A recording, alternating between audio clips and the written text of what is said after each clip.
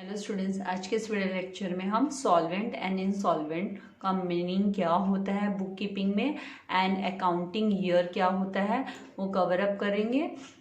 इसके previous video lecture में मैंने आप लोगों को cash discount and trade discount and already हमने types of expenditure and meaning of expenditure हमने कवर अप किया था। और आज अब ये हम सॉल्वेंट एंड इंसॉल्वेंट का मतलब क्या होता है वो कवर अप करेंगे। तो ये इसका एक्सप्लेनेशन स्टार्ट करने से पहले मैं आपसे रिक्वेस्ट करूंगी कि अगर अभी तक आपने मेरे चैनल को सब्सक्राइब नहीं किया है तो प्लीज़ चैनल को सब्सक्राइब कीजिए एंड चैनल लिंक अपने फ्रेंड्स के साथ शेयर करना मत भूलिएगा। ना सॉल्वेंट का मीनिंग क्या होता है? तो सॉल्वेंट मतलब इफ अ पर्सन, अगर कोई पर्सन, कोई बंदा, अ पर्सन एसेट्स, किसी बंदे के जो एसेट्स है, प्रॉपर्टी है, वो अगर मोर होती है, अगर प्रॉपर्टी मोर होती है, ज़्यादा होती है, property is more than his liabilities, उसकी लायबिलिटी से ज़्यादा होती है उसकी प्रॉपर्टी, उसकी जवाबदारी होती है उससे ज़्यादा उसके एसेट्स होते हैं, या फिर उसके इक्वल, या फिर एसेट्स एंड लायबिलिटीज इक्वल होते हैं और इक्वल टू हिज लायबिलिटीज, मतलब एसेट्स, उसकी जो प्रॉपर्टी है उसकी लायबिलिटीज के इक्वल होती है, या तो इक्वल होना जरूरी है या मोर देन होना जरूरी है, एसेट्स का लायबिलिटी से ज्यादा होना जरूरी है, then he is called as, तो उस केस में उस बंदे को, उस पर्सन को सॉल्वेंट पर्सन कहा जाता है, उस बंदे को सॉल्वेंट पर्सन कहा जाता है। नाउ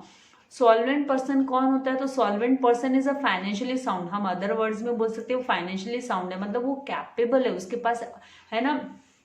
मतलब इनफ, जितना उसे जरूरत है उतना एटलीस्ट उसके पास पैसा है,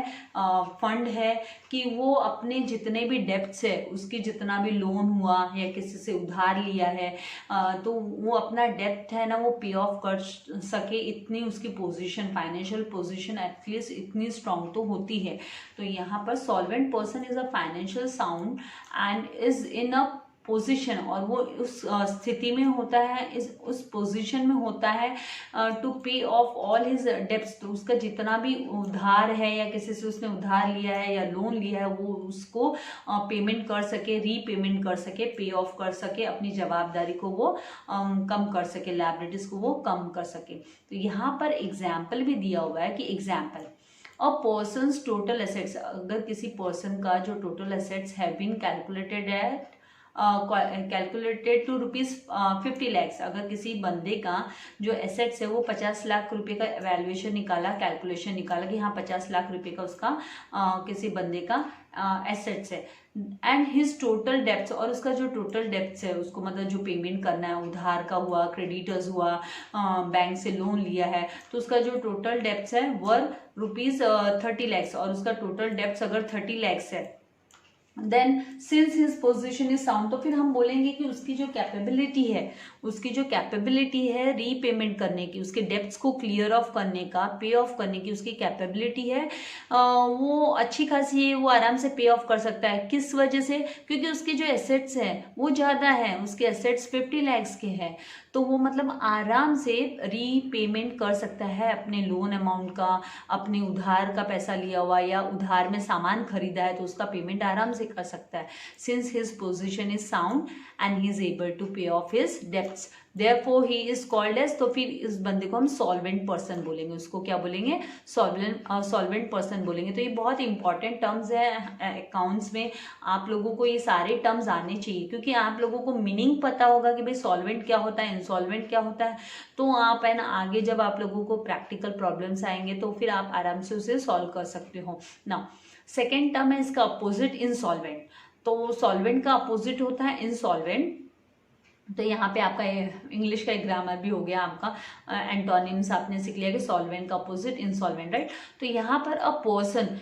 कोई भी बंदा है, पर्सन है, हुज लायबिलिटीज आर मोर, मतलब उसकी जो जवाबदारी है, उसको जो उसके जो डेब्ट्स है वो ज़्यादा है, उसके जो डेब्ट्स है उसकी लायबिलिटी है वो ज़्यादा है, are more than his assets, उसके एसेट्स से ज़्यादा उसकी लायबिलिटीज है, उसके डेब्ट्स ज़्यादा है, तो इज एन इंसॉल्वेंट पर्सन, तो वो पर्सन क्या होगा? वो इंसॉल्वेंट पर्सन होगा, insolvent. Such person's liabilities are more than his assets, तो ऐसा जो इंसॉल्वेंट पर्सन होता है उसकी लायबिलिटीज, उसके जो डेब्ट होते हैं वो ज़्यादा होते हैं, वो एक्सीड करते हैं वो एक्सीड करते हैं उसके एसेट से, मतलब उसके एसेट कम पड़ जाती है और उसके लायबिलिटीज के सामने उसके एसेट्स कम पड़ जाते हैं। तो यहाँ पर एग्जाम्पल के तौर पे अ पर्सन्स टोटल एसेट्स, जो पर्सन है बंदा है उसके टोटल एसेट्स, एसेट्स मतलब property have been calculated to 20 lakhs calculation किया किसी बंदे के प्रॉपर्टी का। ये एग्जाम्पल समझाने के लिए ताकि आपको फिगर्स को देखकर, अमाउंट को देखकर आपको कॉन्सेप्ट क्लियर हो जाए, अच्छे से समझ में आ जाए, इसलिए ये आपके सामने फिगर्स रखे गए कि 20 lakhs उसका प्रॉपर्टी है, उसके एसेट्स है, एंड उसकी जो डेप्थ्स है, हिज टोटल डेप्थ्स, उसकी जो टोटल लायबिलिटी, उसके डेप्थ्स जो है वो कितने हैं, वर 50 lakhs, और वो 50 lakhs है। तो यहाँ पे देखिए उसका जो डेप्थ्स का फिगर है वो ज़्यादा है, 50 लाख उसका डेप्थ्स है, उसको वो है ना पेमेंट रीपेमेंट करना है, और उसके पास तो इनफ उसके पास फंड है ही नहीं, क्योंकि उसका जो उसका बैंक बैलेंस ले लो, उसकी लैंड ले लो, उसकी जो सारी प्रॉपर्टी मिलाकर है ना 20 लाख की है। तो यहाँ पे जो फर्क आ रहा है वो 30 लाख का आ रहा है, मतलब उसकी जो टोटल डेप्थ है वो 30 लाख है ना ज़्यादा है। वो 30 लाख वो कहाँ से पेमेंट करेगा, वो नहीं कर पाएगा, वो पोजीशन में नहीं है पेमेंट करने के, उसकी कैपेबिलिटी नहीं है। तो ऐसे वाले बंदे को इंसॉल्वेंट पर्सन कहते हैं। And if he is not in a position, अब वो पोजिशन में नहीं है to get any amount from any sources, और कहीं भी दूसरे सोर्सेज से, मतलब है ना यहाँ पे है ना उसकी पूरी की पूरी टोटल एसेट, टोटल प्रॉपर्टी का है ना कैलकुलेशन कर लिया, उसका है ना टोटल कर लिया, एग्रीगेट कर लिया कि भाई उसका 20 लाख का उसका टोटल प्रॉपर्टी है, उसके अलावा उसके पास कुछ नहीं है, दूसरा कोई अदर सोर्स ही नहीं है जहाँ से वो है ना अमाउंट का, जो उसका डेप्ट अमाउंट है, ये यहाँ पे डेप्ट अमाउंट उसका 50 लाख है कि वो उसका रीपेमेंट कर सके। तो इफ द तो फिर यहाँ पर, और फिर बाद में है ना जब अगर मान लीजिए कोई बंदा मतलब इसके खिलाफ अगर कोई जाता भी है बोलने के लिए, भाई है ना इसने हमारा लोन नहीं चुकाया, इसने हमारा रीपेमेंट नहीं किया, तो उसके लिए है ना कोर्ट तक अगर कोई जाता है तो कोर्ट है ना उस बात को कब बोलेगा कि वो कब डिक्लेयर करेगा कि वो बंदा इंसॉल्वेंट है, तो वो तभी डिक्लेयर करेगा, कोर्ट पहले है ना सारा फाइंड आउट करेगा। And if the court is so satisfied, court अगर सेटिस्फाई होती है कि हाँ सच में उसका कोई दूसरा अदर सोर्स नहीं है और ना ही है ना उसकी प्रॉपर्टी इतनी है कि वो है ना रीपेमेंट कर सके अपने डेप्ट का, अपने लोन का रीपेमेंट कर सके, तो कोर्ट है ना वो उसको है ना दिवालिया घोषित कर देती है, उसको इंसॉल्वेंट पर्सन करके डिक्लेयर कर देती है, he will be declared as insolvent. और जब अगर कोई बंदा इंसॉल्वेंट डिक्लेयर हो जाता है बाय कोर्ट, अगर कोर्ट उसे इंसॉल्वेंट डिक्लेयर कर देती है तो है ना मतलब उस केस में फिर है ना वो उससे कोई भी है ना जोर जबरदस्ती नहीं कर सकता कि भाई हमारा रीपेमेंट कर, क्योंकि उसकी लायकियत ही नहीं है, वो कहाँ से करेगा, ही इज नॉट कैपेबल, वो इनकैपेबल है, उसके पास तो कोई प्रॉपर्टी नहीं कुछ नहीं, तो वसूली कहाँ से होगी। तो अगर कोर्ट ने यहाँ ये बिजनेस में क्या होता है कि अगर कोर्ट अगर किसी बंदे को इंसॉल्वेंट डिक्लेयर कर देती है, अगर कोई केस फाइल करता है, मान लीजिए इसका जो क्रेडिटर होगा जिससे इसने उधार में, मतलब इस बंदे ने, ये पर्टिकुलर पर्सन ने उधार में कोई माल लिया होगा, और वो क्रेडिटर अगर कोर्ट में जाता है उसके अगेंस्ट केस फाइल करता है, तो कोर्ट सब फाइंड आउट करती है, उसकी प्रॉपर्टी का वैल्यूएशन करती है कि भाई सारा मिलाकर उसका बैंक बैलेंस, उसका लैंड, उसके पास जितने भी गहने हैं, वेल्थ है, वो सब मिलाकर कितना हो रहा है, और दूसरा कोई अदर सोर्स है क्या, सब फाइंड आउट करने के बाद में जब कोर्ट को कुछ नहीं मिलता है, कोर्ट सेटिस्फाइड हो जाती है कि भाई ये तो इनकैपेबल है, ये तो नहीं दे सकता है, तब है ना कोर्ट उस बंदे को इंसॉल्वेंट डिक्लेयर करती है। और इंसॉल्वेंट डिक्लेयर हो जाता है तो जिसका भी उधार इसको देना बाकी था वो उस उधारी से मुक्त हो जाता है, फिर उम्मीद नहीं कर सकते ना, कहाँ से देगा वो, जो बिजनेस दूसरे बिजनेस पार्टी है जिसने उसको उधार में माल दिया है या किसी बैंक ने उसे लोन दिया, तो फिर वो कहाँ से, भले उसका जो इतना भी है वो बाकी का जो प्रॉपर्टी है वो सीज कर लेंगे, लेकिन है ना जितना अमाउंट, मतलब यहाँ पे जो डिफरेंस आएगा वो 50 लाख माइनस 20 लैक्स बोले तो 30 लैक्स आ गया, तो 30 लैक्स तो मतलब वो दे ही नहीं सकता ना, भले उसका घर ले लो, उसके लैंड ले लो, उसकी जितनी प्रॉपर्टी है सब ले लो, तो ये तो है ना यहाँ पे sole trading and partnership firm हम आगे सीखने वाले उसी केस में होता है। अदरवाइज कहाँ से वो पेमेंट करेगा, नहीं कर पाएगा तो उसे इंसॉल्वेंट ही डिक्लेयर करना पड़ेगा, तो कोर्ट से इंसॉल्वेंट डिक्लेयर कर देती है। तो इस तरीके से ये जो सॉल्वेंट एंड इनसॉल्वेंट का जो टर्म है अकाउंट्स में बहुत ही इंपॉर्टेंट टर्म्स है, आप लोगों को ये आने चाहिए। आई होप आपको ये समझ में भी आया है कि क्या कौन सा बंदा सॉल्वेंट होता है और कौन सा इंसॉल्वेंट होता है। तो इन शॉर्ट अकाउंटिंग लैंग्वेज में तो आपको इतना ही पता होना चाहिए कि सॉल्वेंट पर्सन मतलब a person whose assets are more than his liabilities और equal to his liabilities, and insolvent person मतलब a person whose liabilities are more than his assets is known as insolvent person. Now आगे अगला term हम सीखेंगे accounting year किसे कहते हैं। Accounting year का मतलब क्या होता है। तो अकाउंटिंग ईयर मतलब जैसे है ना, आपको एग्जांपल दूं, आप लोगों का जो एकेडमिक ईयर स्टार्ट होता है कॉलेज का, अभी आप स्कूल में भी थे तो आपका एकेडमिक ईयर जून से स्टार्ट होता था, वैसे कॉलेज का एकेडमिक ईयर, तो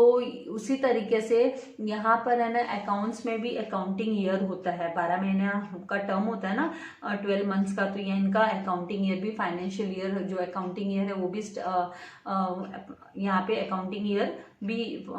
फाइनेंशियल ईयर, अकाउंटिंग ईयर, इनका जो बिजनेस का कैलेंडर ईयर जो होता है वो, उसके बारे में हम यहाँ पे स्टडी करेंगे। तो it is a period, accounting year मतलब it is the period of 12 months. ये पीरियड ऑफ 12 मंथ्स का पीरियड होता है for which accounts are maintain, जिसके लिए है ना अकाउंट्स मेंटेन होते हैं। मतलब किसी भी बिजनेस में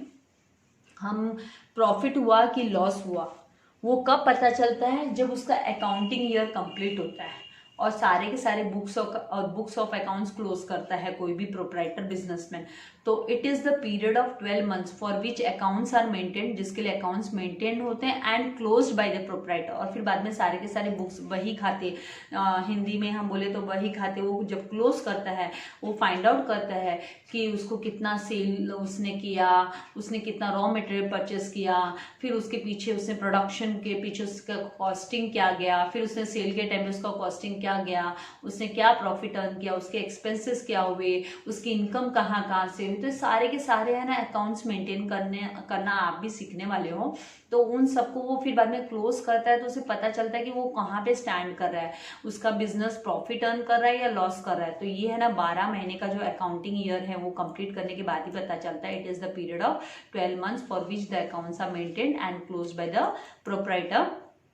and earlier the proprietors were following any accounting year. पहले क्या था, पहले के समय पे वो कोई भी अकाउंटिंग ईयर फॉलो करते थे, जैसे कैलेंडर ईयर फॉलो कर लेते थे। कैलेंडर ईयर कौन सा होता है सभी जानते हैं,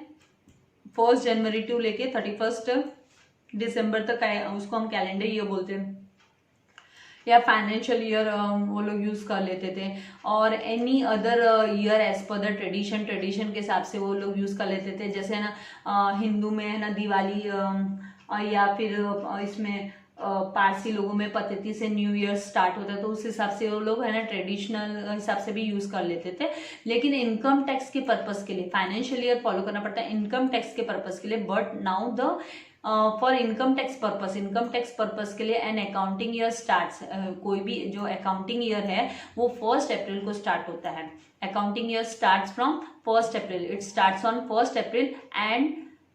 एंड ऑन 31 मार्च, और 31 मार्च को एंड होता है अकाउंटिंग ईयर का। तो बट यहाँ पे इनकम टैक्स पर्पस के हिसाब से हमारी कंट्री इंडिया में भी इनकम टैक्स पर्पस के हिसाब से 1 अप्रैल को अकाउंटिंग ईयर स्टार्ट होता है एंड 31 मार्च को एंड होता है। तो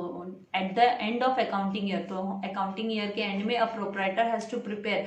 प्रोप्राइटर कौन कौन से अकाउंट प्रिपेयर करता है, तो प्रोप्राइटर मैन्युफैक्चरिंग अकाउंट, जैसे हम ट्रेडिंग अकाउंट भी बोलते हैं, ट्रेडिंग अकाउंट प्रिपेयर करता है। फिर वो profit and loss account prepare करता है, जिसमें उसके सारे एक्सपेंडिचर, सारे जो उसके रेवेन्यू इनकम, रेवेन्यू एक्सपेंडिचर्स होते हैं वो है ना वो रिकॉर्ड करता है, और यहाँ से वो प्रॉफिट या लॉस हुआ क्या ये फाइंड आउट करता है। ट्रेडिंग अकाउंट में वो ग्रॉस प्रॉफिट और ग्रॉस लॉस फाइंड आउट करता है, फिर उसको ट्रांसफर करता है प्रॉफिट एंड लॉस अकाउंट में। हम इसके बारे में तो बहुत अच्छे से हमको तो यहाँ पे स्टडी करना ही है, हम सोल प्रोप्राइटर का फाइनल अकाउंट सीखने ही वाले हैं। और यहाँ से प्रॉफिट एंड लॉस जो भी होता है वो बैलेंस शीट, फिर बैलेंस शीट क्या होती है, बैलेंस शीट ये है ना फाइनेंशियल पोजिशन को प्रेजेंट, जहाँ पे लायबिलिटीज एंड एसेट्स रिकॉर्ड होते हैं, तो ये फाइनेंशियल पोजीशन को प्रेजेंट करती है बिजनेस की। तो ये सब है ना अकाउंटिंग ईयर में ही, end of the accounting year मतलब 1 अप्रैल को स्टार्ट होता है 31 मार्च को, तो 31 मार्च तक सारे बुक्स ऑफ अकाउंट्स क्लोज हो जाते हैं। ये trading account, profit and loss, balance sheet सब क्लोज होके बिजनेस की फाइनेंशियल पोजीशन भी पता चल जाती है। तो इस तरीके से इस अकाउंटिंग ईयर का ये यूज होता है बिजनेस में, किस तरीके से यूज करते हैं। आगे आगे जब आप लोगों को प्रैक्टिकल सम्स आएंगे तो और अच्छे से आप लोगों को सारे कॉन्सेप्ट्स आते जाएंगे, लेकिन थियोरी आप लोगों को पढ़ना तो बहुत जरूरी है, क्योंकि इस पे बेस्ड भी आप लोगों को एग्जाम होगी, आपकी यूनिट टेस्ट होंगी कॉलेज में, राइट। तो आपको कुछ भी स्किप करना नहीं है, सारे टर्म्स आपको आने ही चाहिए। तो आई होप आपको ये जो कॉन्सेप्ट है वो अच्छे से क्लियर हो गए solvent, insolvent and accounting year को लेकर। नेक्स्ट वीडियो में हम मेरी वर्चुअल क्लास में, वीडियो लेक्चर में हम ट्रेडिंग कंसर्न है, नॉट फॉर प्रॉफिट कंसर्न कौन से होते हैं एंड गुडविल वगैरह के टर्म्स हम आगे आगे हम स्टडी करने वाले। ये जो अकाउंटिंग ईयर का ही पार्ट है, आई होप मुझे यहीं पे आप लोगों को ये कवर अप करा देना चाहिए। अकाउंटिंग ईयर के कंटेंट में ही हम ले लेते हैं यहाँ पे। ट्रेडिंग कंसर्न कौन होता है, तो a business concern established with an object of earning profit, वो प्रॉफिट अर्न करने के एम को लेकर आगे आती है। By selling goods is known as trading concern. वो गुड्स को सेल कर कर, सर्विसेज को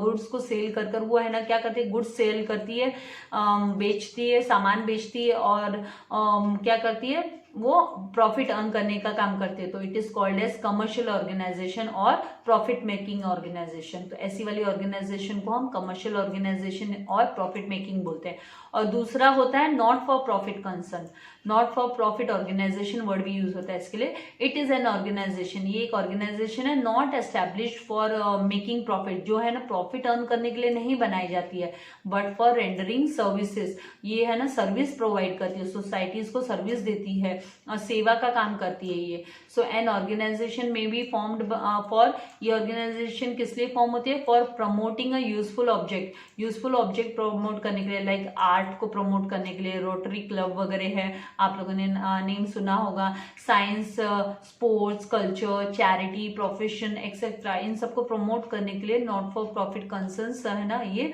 सेटअप किए जाते हैं। तो इसमें एग्जाम्पल के तौर पे जो स्कूल्स एंड कॉलेजेस है वो भी नॉट फॉर प्रॉफिट कंसर्न्स ही है, उनका मेन मोटिव प्रॉफिट अर्न करना नहीं होता है। हॉस्पिटल्स हो गए जो चैरिटेबल हॉस्पिटल्स है, देन स्पोर्ट्स क्लब हो गए,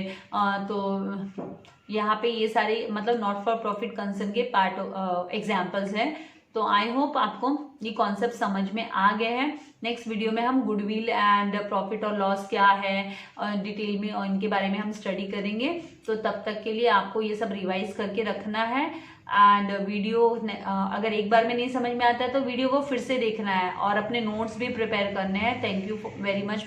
God bless you all dear students.